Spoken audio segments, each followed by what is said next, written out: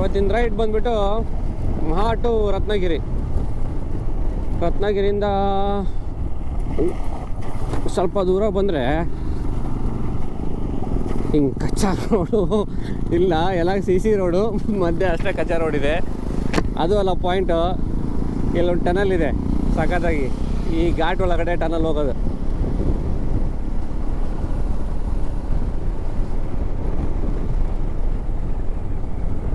ಅಯ್ಯೋ ಅಯ್ಯೋ, ಎಂಥ ಗುಂಡಿ ಆರಿಸಿದೆ ಗೊತ್ತಾ ನನ್ನಲ್ಲಿ. ಇದೇ ಟನಲ್ ಈ ಘಾಟ್ಗಳ ಒಳಗಡೆ ಹೋಗೋದು.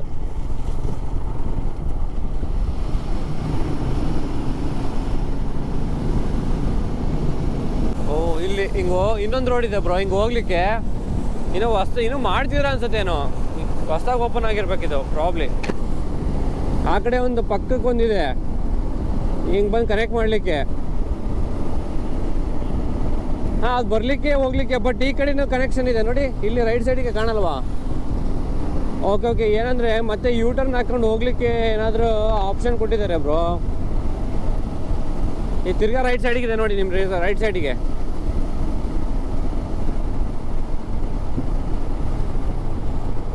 ಇಲ್ಲಿ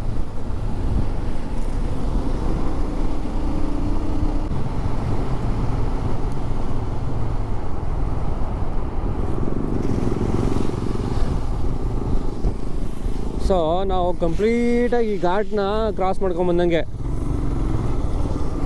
ಹಾಂ, ತುಂಬ ದೊಡ್ಡದಿದೆ ನೋಡಿ. ಹಿಂಗೆಲ್ಲ ಬರ್ಬೇಕಿತ್ತೇನೋ, ನಾವು ಗೊತ್ತಿಲ್ಲ.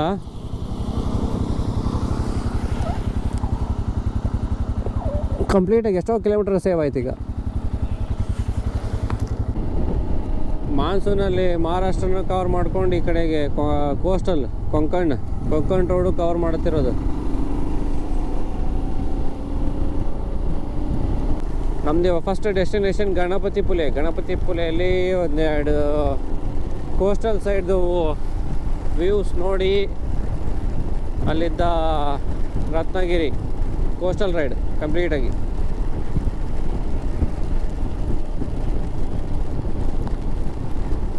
ಅಲ್ಲಿದ್ದ ರತ್ನಗಿರಿಯಿಂದ ಗೋವಾ.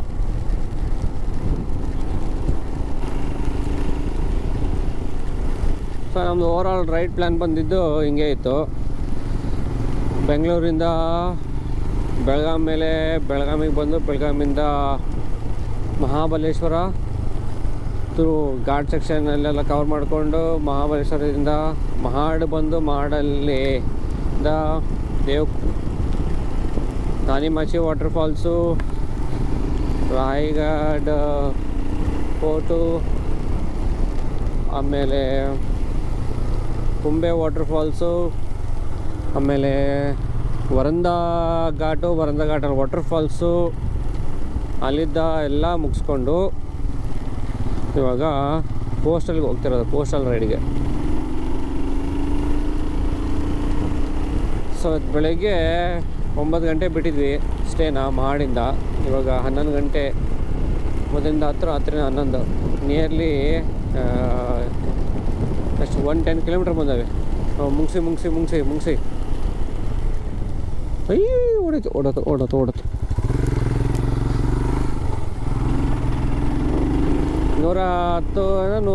ಕಿಲೋಮೀಟ್ರ್ ಬಂದಿದ್ದೀವಿ.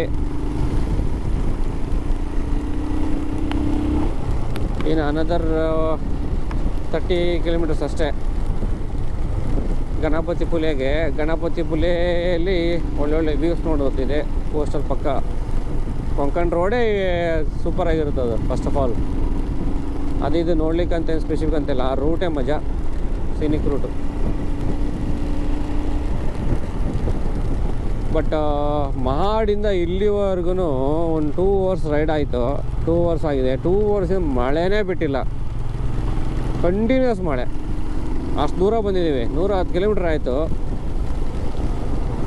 ಕಂಪ್ಲೀಟ್ ಮಳೆ.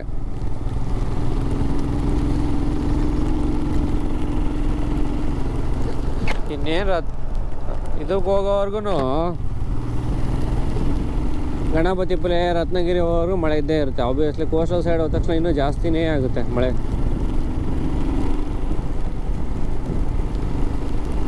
ಅಫ್ಕೋರ್ಸ್ ಮಾನ್ಸೂನಿಗೆ ಬಂದ್ಬಿಟ್ಟು ಮಳೆ ಓಡಾಡಿದ್ರೇನು, ಅದಕ್ಕೆ ಅಲ್ವಾ ಬಂದಿರೋದು, ಮಾನ್ಸೂನ್ ರೈಡ್ ಮಾಡ್ತಿರೋದು. ಪರ್ಫೆಕ್ಟ್ ಮಾನ್ಸೂನ್ ರೈಡ್ ಆಗ್ತಿದೆ ಇವಾಗ.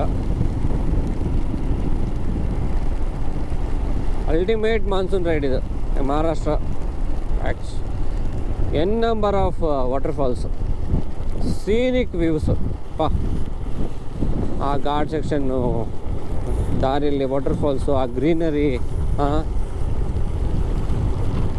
ಆ ಘಾಟ್ ಸೆಕ್ಷನ್ ಚಿಕ್ಕ ಚಿಕ್ಕ ಶಾಪ್ಸು ಸಖತ್ತಾಗಿದೆ. ಫುಡ್ ಮಾತ್ರ ಎಲ್ಲ ಕಡೆಗೂ ಚೆನ್ನಾಗಿ ಸಿಕ್ಕಿದೆ ನಿಮಗೆ.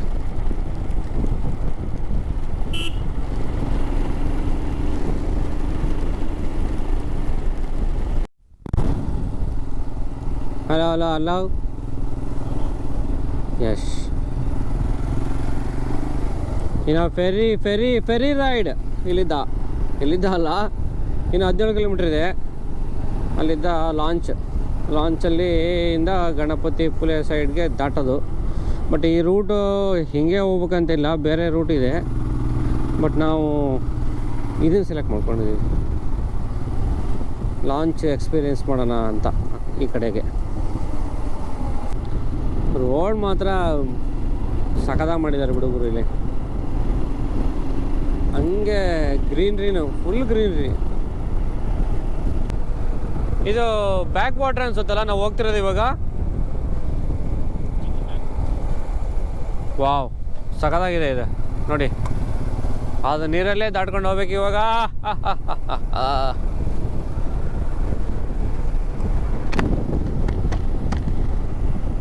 ಇದು ನಾವು ಮಹಾಡಿಂದ ಕೇದಿಂದ ಚಿಕ್ಕಪುಲ್ಲು, ಅಲ್ಲಿದ್ದ ಸ್ಟ್ರೇಟ್ ಬಂದರೆ ರತ್ನಗಿರಿಗೆ ಹೋಗ್ಬಿಡುತ್ತೆ ಅಲ್ವಾ ಬ್ರೋ. ನಾವು ಗಣಪತಿ ಪುಲೆಗೆ ಅಂತ ಸೆಲೆಕ್ಟ್ ಮಾಡಿಕೊಂಡು ಅಲ್ಲಿದ್ದ ಈ ಫೆರಿ ರೈಡ್ ಅಂದರೆ ಲಾಂಚ್ ಅಲ್ಲಿ ಹೋಗ್ತಿರೋದು ನಾವು ಇವಾಗ. ಬನ್ರ ಓಡ್ರ. ಗೂಗಲಲ್ಲೆಲ್ಲ ಹಾಕಿದರೆ ಗಣಪತಿ ಬೇರೆನೇ ತೋರಿಸುತ್ತೆ ರೂಟು. ಇದು ನಾವೇ ಮಾಡಿಫೈ ಮಾಡ್ಕೊಂಡಿರೋದು ರೂಟು.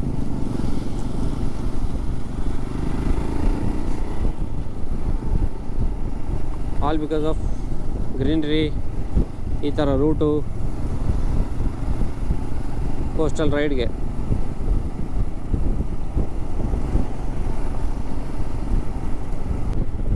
ಮುಂದೆ ಬಿಟ್ವಲ್ಲ.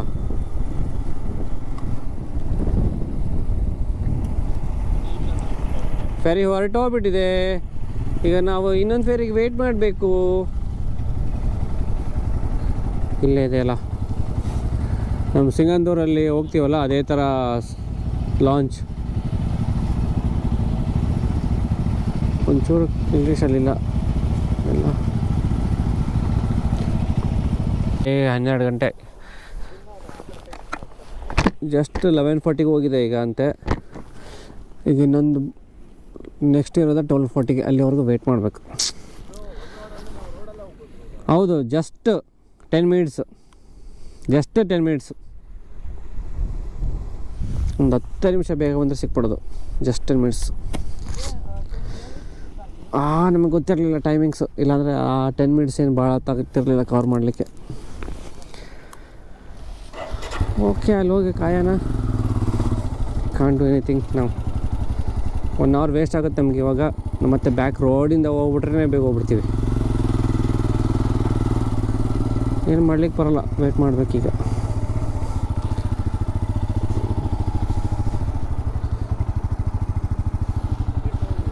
ಲೆವೆನ್ 12:40 ಅಂತ ನೆಕ್ಸ್ಟ್ ಇರೋದು.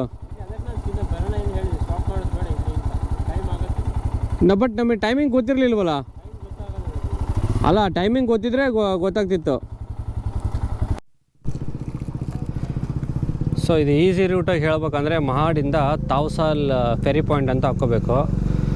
ಸೊ ನಿಮಗೆ ಇದು ಕರ್ಕೊಂಬರುತ್ತೆ ಇಲ್ಲಿಗೆ. ತಾವ್ಸಾಲ್ ಫೆರಿ ಪಾಯಿಂಟ್ ಅಂದರೆ ಬರುತ್ತೆ. ಇದು ರಿವರ್ ಬಂದು ಜಾಯ್ನ್ ಆಗೋದಿದೆ, ಜೈಘಟ್ ರಿವರ್ ಅಂತ ಬಂದು ಸಮುದ್ರಕ್ಕೆ ಜಾಯ್ನ್ ಆಗುತ್ತೆ ಇದು, ಆ ಪಾಯಿಂಟು. ಈ ಫೆರಿ ರೈಡು ಒಂದು 15 ನಿಮಿಷ ಆಗುತ್ತೆ. ಆ ಕಡೆಗೆ ಜೈಘಟ್ ಪಾಯಿಂಟ್, ಫೆರಿ ಪಾಯಿಂಟು. ಇದು ತಾವ್ಸಾಲ್ ಫೆರಿ ಪಾಯಿಂಟ್.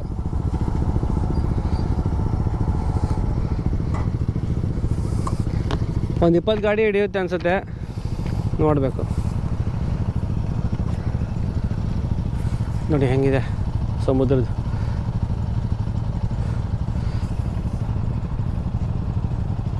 ನೋಡುವ, ಇದರಲ್ಲಿ ತೋರಿಸ್ತೀನಿ, ಮ್ಯಾಪಲ್ಲಿ ಹೆಂಗಿದೆ ಅಂತ ತೋರಿಸ್ತೀನಿ. ಇಲ್ಲೋಗಿ ಜೈಗಡ್ ಹತ್ರ ಬಿಡುತ್ತೆ, ಈ ಕಡೆಗೆ ಇಲ್ಲಿಗೆ ಬಿಡುತ್ತೆ ಈಗ ನಮಗೆ. ನಾನು ಇಲ್ಲಿದ್ದೀವಿ ಈಗ.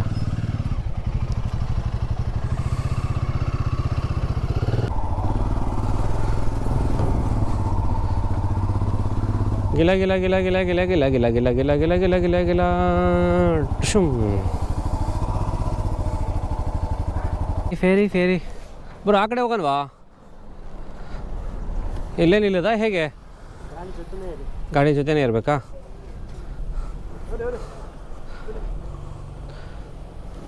ತೋಟ ಕಟ್ ಮಾರ್ಲು. ರಿವರ್ಸ್.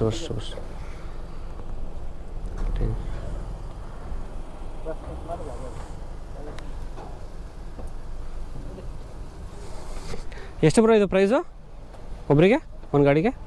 ಒಂದು ಗಾಡಿ ಗೊತ್ತಿಲ್ಲ, ಒಟ್ಟು 300 ಅಷ್ಟಿದ್ರೆ ಏನೋ ಆಗಿದೆ. 75 ರೂಪಾಯಿ ಅನ್ಸುತ್ತೆ ಮೋಸ್ಟ್. ಒಂದು 15 ನಿಮಿಷ ಆಗುತ್ತಾ? ಅಲ್ಲೇ ಆ ಬೋರ್ಡ್ ಕೊಂಡ್ಕೊಂಡ್ಬಿಡೋಣ ಸುಮ್ಮನೆ. ಅವಾಗ ಇವಾಗ ಬಂದಾಗ ನಾವೇ ಹಾಂ ಇದೇಶ್ 3 ಜನ ಸೇರಿ ಅದನ್ನ ಕೊಡ್ಕೊಂಬಿಡೋಣ. ಅದು ಕೆಂಪೊಂದು ಬರ್ತದಲ್ಲ ಅದನ್ನ 3 ಜನ, 3 ಜನ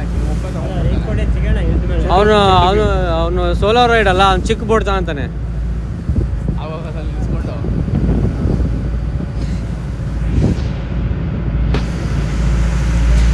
ಅಲ್ಲಿ ಫೋರ್ಟ್ ಇದೆ ಅನ್ಸುತ್ತೆ, ಅಲ್ಲಿ ಫೋರ್ಟ್ ಇದೆ ಅಲ್ಲೊಂದು.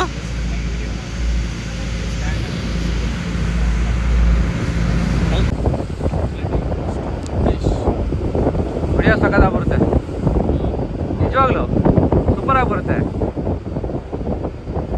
ಚೆನ್ನಾಗಿ ಕಾಣುತ್ತೆ. ಒಳ್ಳೆ ಎಕ್ಸ್ಪೀರಿಯೆನ್ಸ್ ಮಾತ್ರ.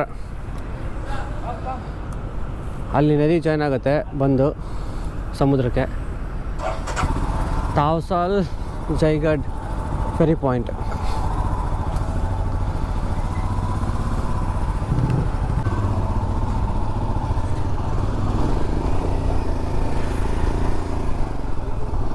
ನಾವು ಫುಲ್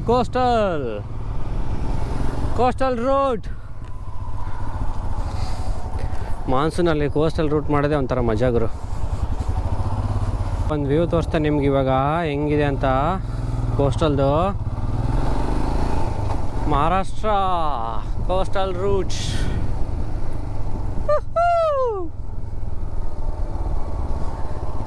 ಏನಿದೆ ನೋಡ್ಗುರು ಇದು. Route Konkan root.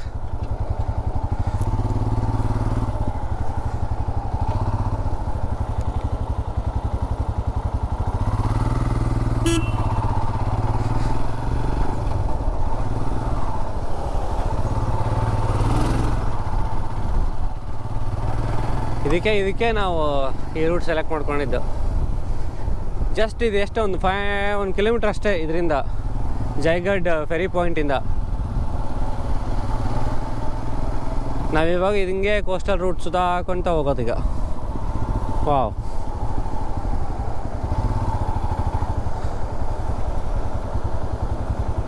Black sand ಇರೋದಿದು.